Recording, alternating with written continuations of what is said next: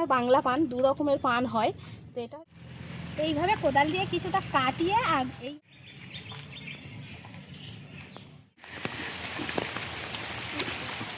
দেখলেন যে কতটা কাদার ওপর দিয়ে আমাদের আসতে হয় রান্না। বন্ধুরা, কাকলি ন্যাচারাল ব্লগের আরেকটি নতুন ভিডিওতে সবাইকে স্বাগত। তো আজকে সকালবেলা একদমই ঘুম থেকে উঠেই আপনাদের সাথে ব্লগটা শুরু করে দিয়েছি, কারণ কালকে সারা রাত প্রচণ্ড ভারী বৃষ্টি হয়েছিল। আজকে সকালেও বৃষ্টি পড়েই যাচ্ছে, আকাশ কালো হয়ে রয়েছে আর কারেন্ট নেই। ভোরবেলা থেকে কারেন্টও চলে গেছে, ঘরবাড়ি একেবারেই অন্ধকার।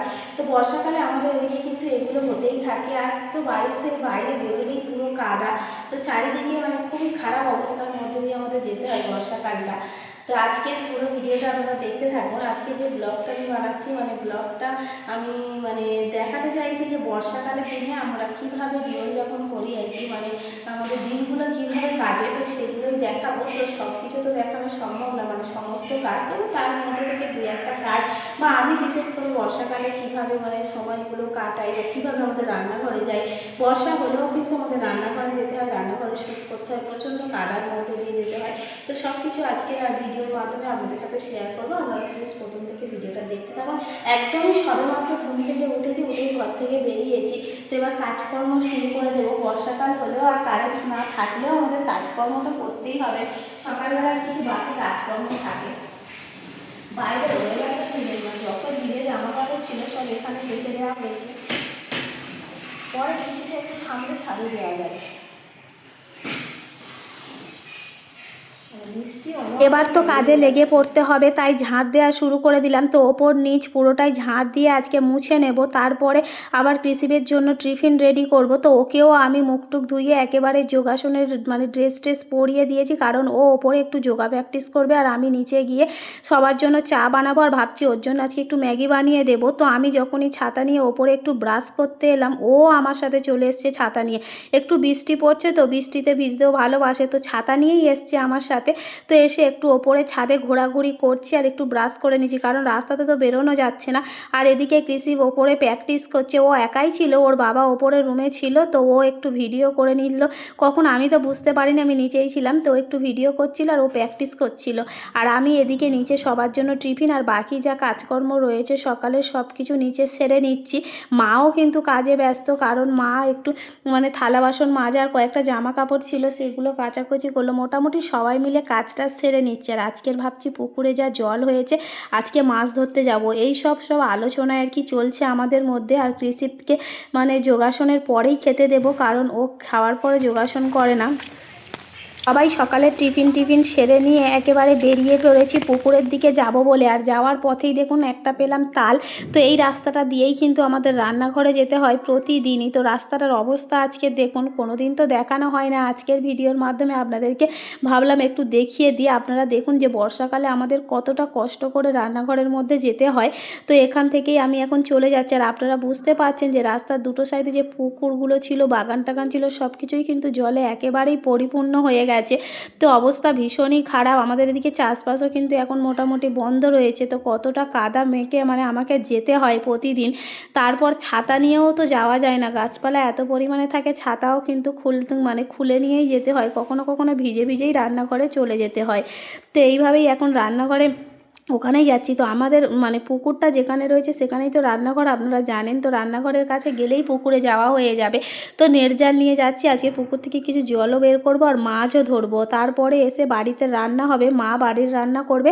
আর আমি তারপরে স্নান টান করে যা যা কাজ রয়েছে সেরে আবার চলে আসবো রান্নাঘরে রান্নার ভিডিও শ্যুট করার জন্য। তো সেজন্য একটু তাড়াতাড়ি চলে যাচ্ছি।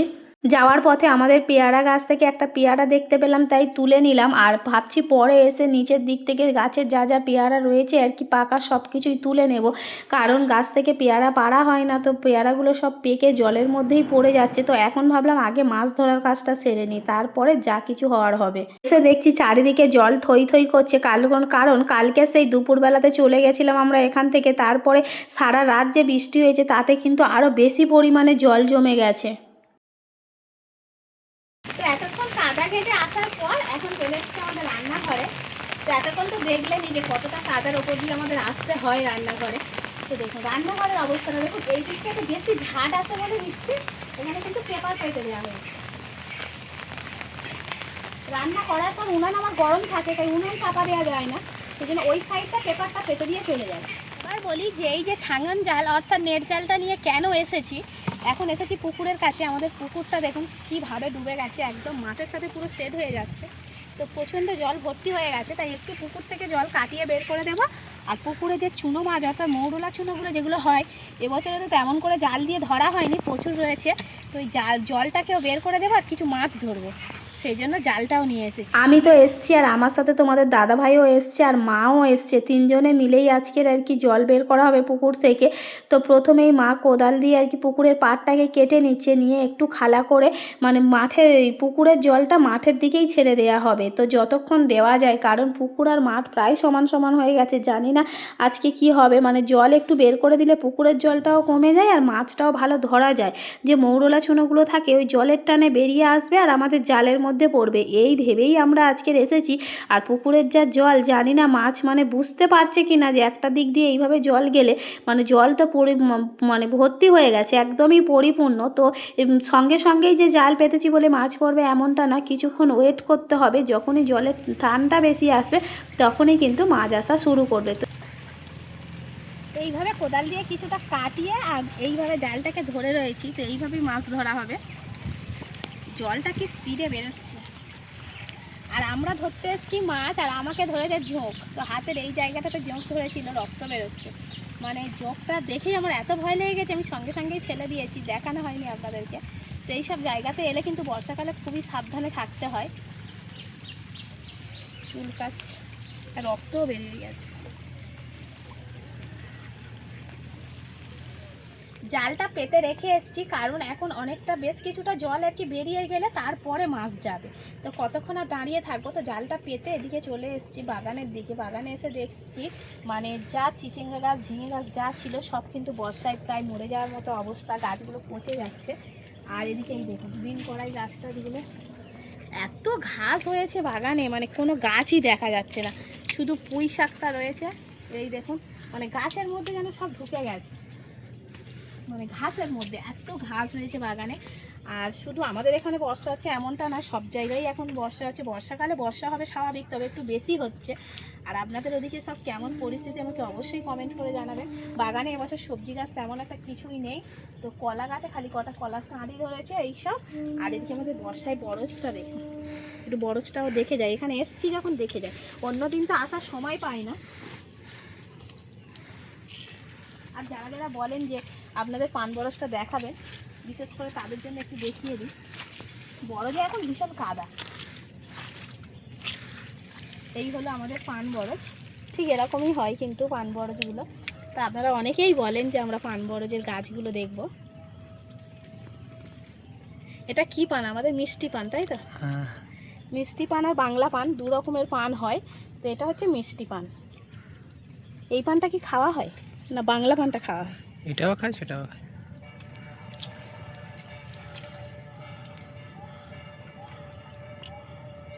এখন একটাই সুবিধা, বরজে জল দিতে হয় না বর্ষার সময়তে, সার ওষুধও কিন্তু কম লাগে এই সময়টাতে দিতে। এই একটা বরজ রয়েছে আর ঠিক ওদিকে আরও একটা বরজ রয়েছে। এই যে চিংচিঙে গাছটা ভাড়ার মধ্যে দেখছেন জালে, এখানে কিন্তু বেশ অনেকগুলোই বড় বড় চিংচিঙে হয়েছিল, নিয়ে খাওয়া হয়ে গেছে, তো এখন আর নেই গাছ। ওই যে আর একটা পানের বরজ, আর এই তো আমাদের রান্নাঘর। এই জায়গাটাতে মাটি নিয়ে বরজে দেওয়া হয়েছিল বলে প্রচুর কাদা। এই কলমি শাকের ডোবগুলো নিয়ে নে, ভালো জায়গা একদম, এখান থেকে মাটি নেওয়া হয়েছিল বরজে দেওয়ার জন্য। কত সুন্দর কলমি শাক বেরিয়েছে।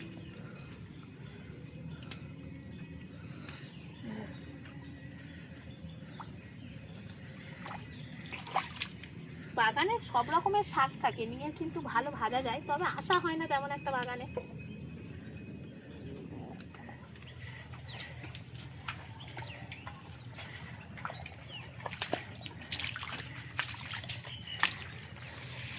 এই হলো আমাদের আরও একটা বরজ। তো আপনাদের মধ্যে অনেকেই বলতে পারেন যে দিদিভাই এত কাদা কেন মাখছেন। তো যেহেতু আমরা গ্রামে থাকি, আমাদের কাদায় মানে চলে চলে অভ্যস্ত, প্রতি বছরই বর্ষায় এরকম কাদা হয়, তো আমরা কাদা মাখতে ভালোবাসি বলতে পারেন, কাদায় আসতে ভালো লাগে মাঝে সাঝে। প্রতিদিন তো আর কাদায় আসা হয় না, কাদা হেঁটে শুধু রাস্তাটা দিয়ে রান্নাঘরে আসা হয়, তারপর পা ধুয়ে নেওয়া হয়। এতটা কাদা মাখা হয় না চারিদিকে, তবে আজকে যেহেতু বেরিয়েছি মাছ ধরতে এসেছি সেজন্য একটু কাদা মাখছি, ভালো লাগছে। কিন্তু এই হলো আরও একটা পান বরজ। এই যে পাইপগুলো সব গুড়িয়ে রাখা হয়েছে, ভালো করে ধুয়ে নিতে হবে।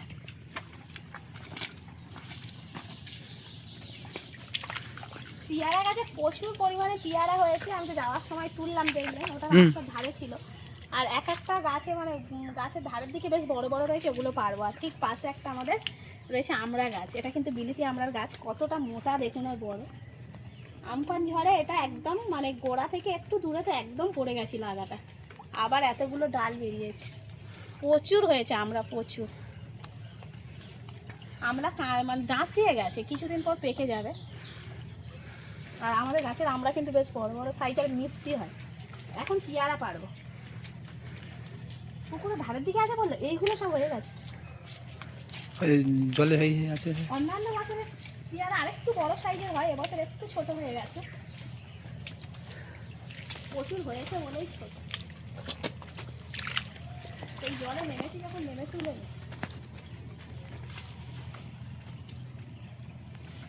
বাবা প্রচুর তো,